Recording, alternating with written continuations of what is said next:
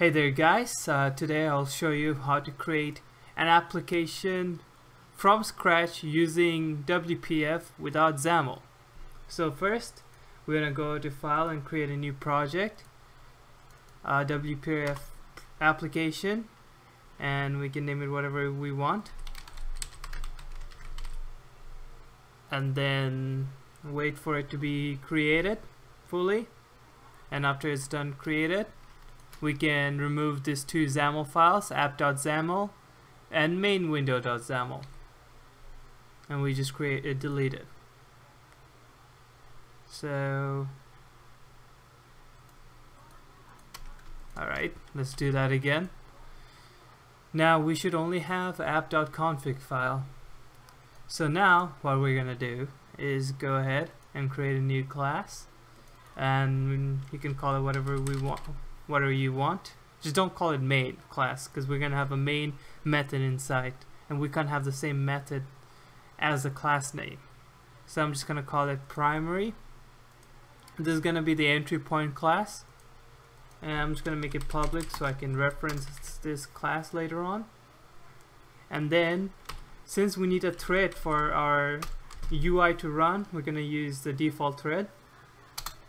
And then we're gonna create our entry point method, which is of course static void main.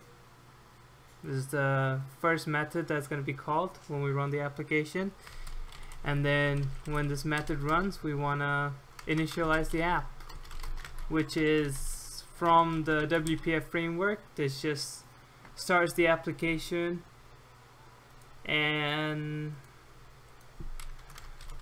after it's been initialized or instantiated, we just run the application, and then we need to specify a window, which is going to be the main window, which we're going to create now. So easy peasy. So you need to import using the system.windows namespace to get the application class and the window class. Well, window class is our class, so yeah. And then I was just gonna switch it to public, and then have a constructor and title it to be whatever you want. And I'm gonna set the width to, I don't know, 720, 710, height 420. Alright, and now when we run it, bam, we got our application. And let's add some stuff to the application. Now you must be wondering, like, how do we create an application? How do we add, layouts and controls? Well, it's actually pretty easy. But first, to make things easier, I want to have some kind of pattern. So I think I'm choosing MVC pattern, which is model view controller pattern, if I'm not mistaken. So first of all, I'm just going to create an interface and call it iView, and then make it public. And then we're just going to have one method in there, which is going to be init layout, which is going to initialize all the layout stuff. I mean, you don't really need this interface, but that's just, in case I forget to do the layout work. So then we're just gonna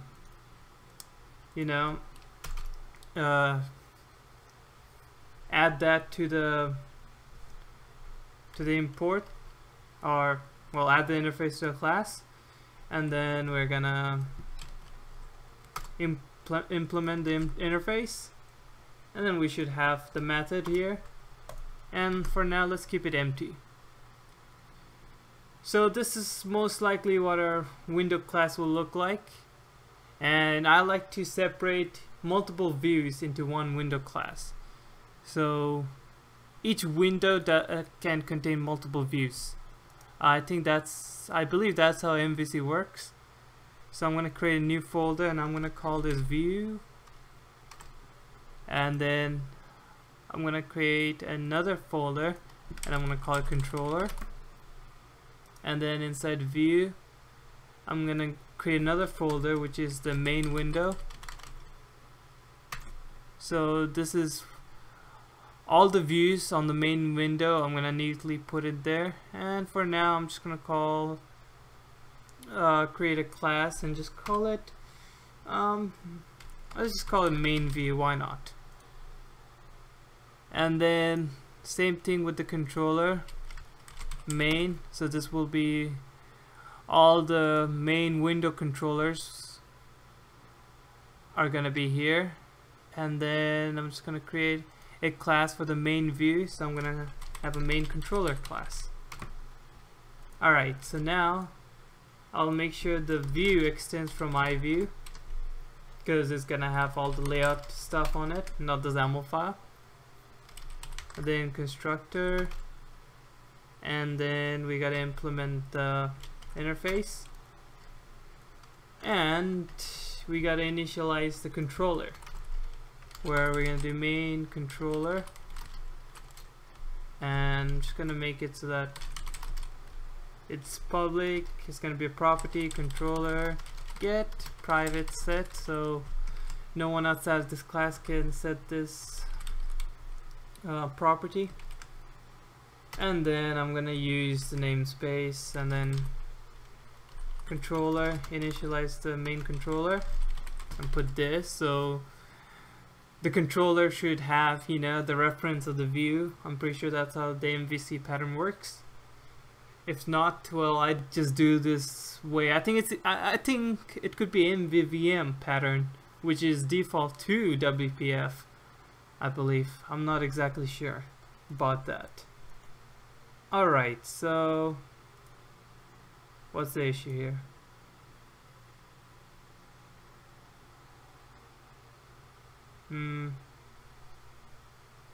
Oh, okay. I don't really get what the issue is here, but alright, so now on the main controller class, oh, I gotta make it public. Forgot about that.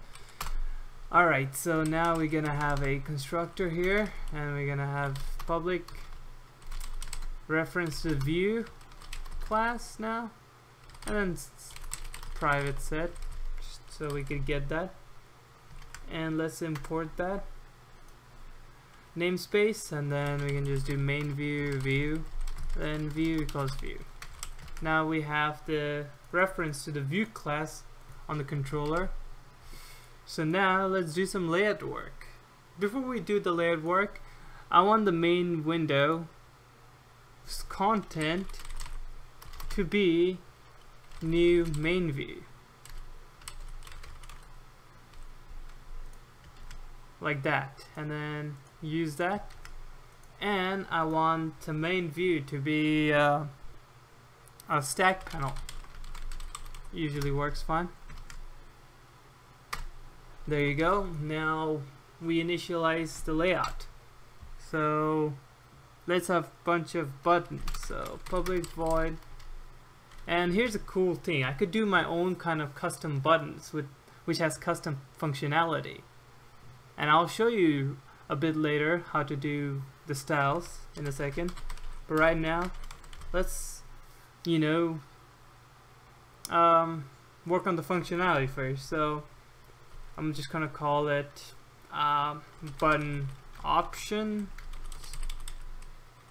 and then string content. Alright, now we're just gonna do button equals new button, and then button, let's give it a width of actually let's have a max width so that it can shrink down when it's resized down. So like around, I don't know, like 75, and button.height to be 30. Alright, so then yeah, actually let's also create the layout. So private, actually we could make it as a property too, so we could reference it. Public, actually no, never mind, don't worry about that. Alright, so now we're gonna have the click handler on click, plus equals new routed event handler, and then we got the lambda expression here, and then the first parameter is the control itself, the second one I believe is the event args, and then what's gonna happen when it's clicked? Well, when it's clicked, we want to go to the controller class and say on option select or something like that, and then give it an option. Okay, and then finally we just going to get children, actually children dot add, and then we can just say button. Right, so now I'm gonna make sure the alignment for the stack panel is vertical, so I could just do vertical. I'm just gonna do orientation equals vertical alignment. I think it's orientation dot, no, how do you do this? Orientation equals orientation dot vertical. There you go. Okay, so now it's going to be vertical, and let's give it some margin so it doesn't look that bad. Margin equals new thickness 10 0 10. Okay. Right. Actually, that's going to give the layout the margin. I think I would want each of this control to have a margin, so I'm going to add it in here. So I'm going to do button dot margin there. There you go. Okay, so I'm pretty sure everything's coming up good. Alright, so now we go to the main controller class and have a public enum. Actually, we'll make it part of the main controller class, so it's only based, the namespace is only based on the main controller to avoid confliction. Okay, so now let's do something like I don't know, test1, test2. So then we need the option select method, and then we add that,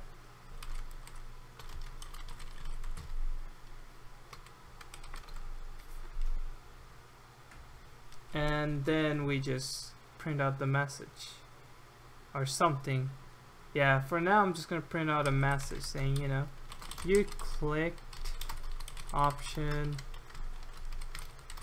dot toString. I think by default it already calls toString, I'm not sure. Alright, so now we gotta import the button option, and everything should work. Let's start it, and didn't work. And why is that? Let's see. Content. Oh, yeah. So after you set up the constructor, you might wanna add that at the end, init layout. I forgot about that. Init layout. There you go. Alright. Now it should work. Oh, let's create some buttons first. Option button option dot test1, test1. Then let's create another button option test2, test2, and we could probably create another button which is like a duplicate of test1 and probably name it a bit differently, just so that we can see how flexible the system is. And then we can start it, and we have forgot one thing. Forgot to set the content of the button to be the content of the string text. So now we see, actually I like to keep everything center, so I'm gonna do the vertical alignment equals center. There you go. This is gonna center everything up. So we got three options, test1, test2, test01. If you look at the output, if I click test1, it says you clicked option test 1, test 2, test 1 again. See how flexible that is? This is why I kind of prefer XAML, because you can dynamically create controls and not have to look at the messy XAML. I don't like XAML. Alright, so now I'll show you how you can skin, your layouts. You can skin your layouts in 2 different ways. Usually, if you really want to get everything into programming and not have to deal with XAML at all, you could create a class and call it like Global Style Manager or something like that, and then make it a static class, and then have like a void set default window, and have set default button, for example, button, and make sure you import it. And I'm just gonna go to the where is it? Did I close that? Where's the view class for main view? Okay, there you go. You could have all this stuff and the margin in here, and make sure it's a static class method. And then you could just come here and be like, global style manager, set default button, and you kind of got a style for the button. There you go.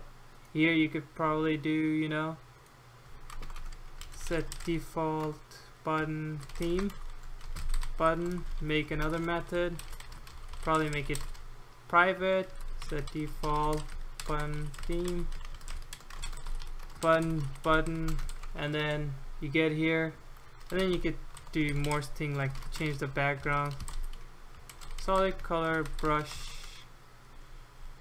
colors dot black, and import that.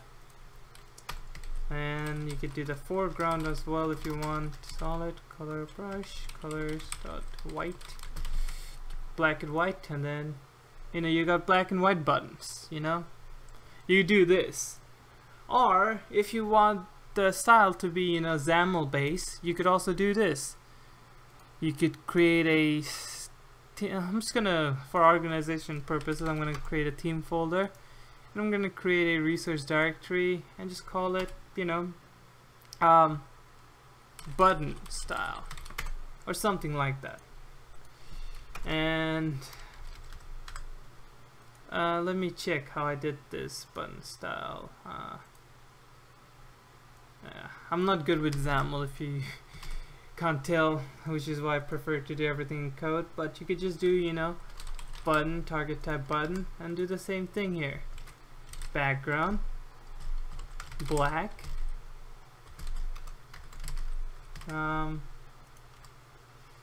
foreground white. And then you wouldn't need to do this, so I can comment this out. And now you must be thinking, well, how do I add the style? Because you used to be able to add the style in the app.xaml file, and we don't have that here. Well, we can go to the primary here, class here, and just go app.resources. Where is it? Merge directories. Add, and now you do new resource directory, and then in here, what's it? Source, I believe, equals new URI. I think so. And then you put the location, which is theme/button style.xaml, and then URI kind.relative, I'm pretty sure. Yep. And then so for each theme you can just copy paste it and just add it like this. So now if we start, as you can see, I comment this out, the button should be black and white. So that's how you would do the global theme. And yeah, that's basically it. You could even, you know, have a layout for this. So you could have, like, you know, have a horizontal layout right like this, like, you know, stack panel, H panel, because we use stack panel, H panel dot orientation equals orientation dot horizontal, and then you can, you know, probably add, you know, a bunch of labels or buttons horizontally. So I'm just gonna do it like this. You can obviously put it neatly in a method like this, but I'm just giving you an example.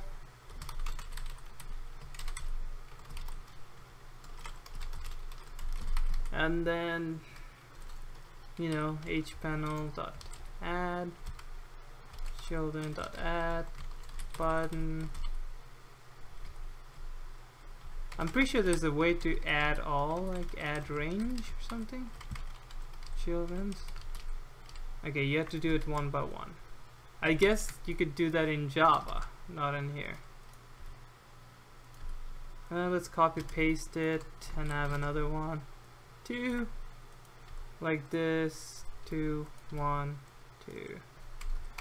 Alright, and then you could just go ahead and say, well, I want to add children H panel. Alright, so now if you play this, alright, actually let's center this. So H panel dot horizontal alignment center. So there you go. So 2 little cute buttons right here, H1, H2. Then we got all these buttons, so many buttons.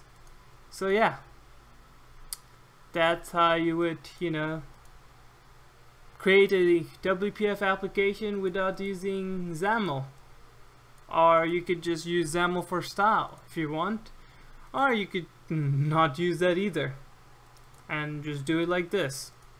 You know, you could do things like triggers and things like, you know, animation. I believe it's called storyboards, all in code, and it's all fine. But if you really want to do everything I don't know how to say that word. Like if you want to do everything in the program, like by programming, then I suggest you use JavaFX instead of, you know, WPF, because WPF is created, you know, with the idea of XAML, a strong idea of XAML, that is. So yeah, and in my opinion it's a bit overly engineered, the WPF framework, especially when it comes to XAML. Like, but you can, it's possible to create an entire application without using any XAML. And yeah, that'll be it. I'll see you guys on the next video. Bye bye.